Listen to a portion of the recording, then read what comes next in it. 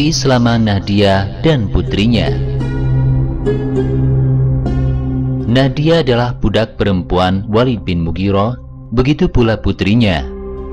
Keduanya setelah diketahui oleh tuannya mengikuti seruan Nabi SAW memeluk Islam, mereka dianiaya dengan kejam. Dengan takdir Allah, sebelum mereka berdua hampir meninggal, datanglah Abu Bakar radhiyallahu anhu kepada Walid untuk menebus mengganti mereka dengan harga ketika dibeli oleh Walid. Saat itu mereka dibebaskan dari penganiayaan tuannya dan menjadi milik Abu Bakar. Akhirnya Abu Bakar memerdekakannya karena Allah. Kemudian mereka berdua menjadi pengikut Islam yang setia. Keislaman Labibah. Labibah adalah budak perempuan milik Umar ibn al-Khattab sebelum memeluk Islam. Ketika tuannya mengetahui bahwa dia telah mengikuti seruan Nabi SAW memeluk Islam, dia dianiaya dan disiksa oleh tuannya, Umar. Ketika Umar ibn al-Khattab sedang menyiksa budak itu, tiba-tiba Abu Bakar radhiyallahu anhu melewati tempat itu. Saat itu Umar berkata kepadanya, "Aku tidak akan membiarkanmu melainkan karena aku sudah jemu." Umar terus memukuli hingga jemu. Lalu Abu Bakar radhiyallahu anhu menjawab dengan tegas, "Demikian juga Allah akan berbuat kepadamu jika engkau tidak memeluk Islam."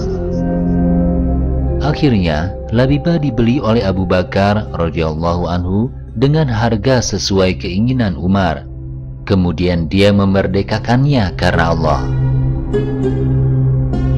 Keislaman Junairah. Junairah menurut riwayat lain adalah budak perempuan milik Abu Jahal. Ketika tuannya mengetahui bahwa dia telah mengikuti seruan Nabi SAW dan memeluk Islam, dia dianiaya dan disiksa oleh Abu Jahal dengan cara yang sangat kejam. Selama penganiayaan, pendiriannya sangat kuat dan tauhidnya juga kuat kepada Allah. Abu Jahal membawa para pemuka kaum musyrikin Quraisy. Abu Jahal berkata kepadanya, "Apakah kamu sekarang benar-benar mengikuti seruan Muhammad yang celaka itu?" Dia menjawab dengan tegas, "Ya, saya benar-benar mengikuti seruan Muhammad. Saya percaya seruannya dan saya benar-benar mengikuti pimpinan Muhammad." Abu Jahal berkata kepada teman-temannya, "Wahai kaum Quraisy, apakah kalian mengikuti apa yang dibawa Muhammad?" Mereka menjawab, "Tidak, kami tidak akan pernah mengikuti Muhammad yang celaka itu." Abu Jahal berkata lagi, "Jika apa yang diserukan Muhammad itu benar dan baik, tentu kami akan mengikutinya lebih dulu daripada Junairah. Itu pasti kan?"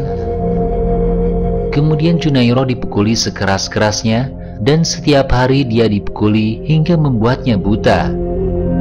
Setelah matanya buta, Abu Jahal dan teman-temannya berkata kepadanya, "Engkau menjadi buta itu tidak lain karena kamu dimurkai oleh Lata dan Uzza."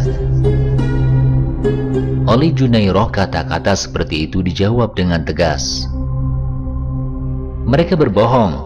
Lata dan Uzza tidak bisa membahayakan atau memberi manfaat kepada kita." Kemudian Abu Jahal mendatanginya lagi dan berkata, "Oh Junairah, apakah kamu ingat Lata dan Uzza adalah berhala-berhala nenek moyangmu dahulu? Apakah kamu tidak takut padanya jika dia akan murka padamu? Engkau sekarang buta karena engkau tidak melihat dan menyembah Lata dan Uzza selama berhari-hari, bukan? Ingat Junairah, jangan terus mengikuti Muhammad." Mendengar kata-kata sesat itu, Junairah menjawab tegas sambil tersenyum, "Berhala Lata dan Uzza itu lebih buta dari saya. Apa gunanya dua berhala yang engkau sembah dan saya diperintahkan untuk menyembahnya?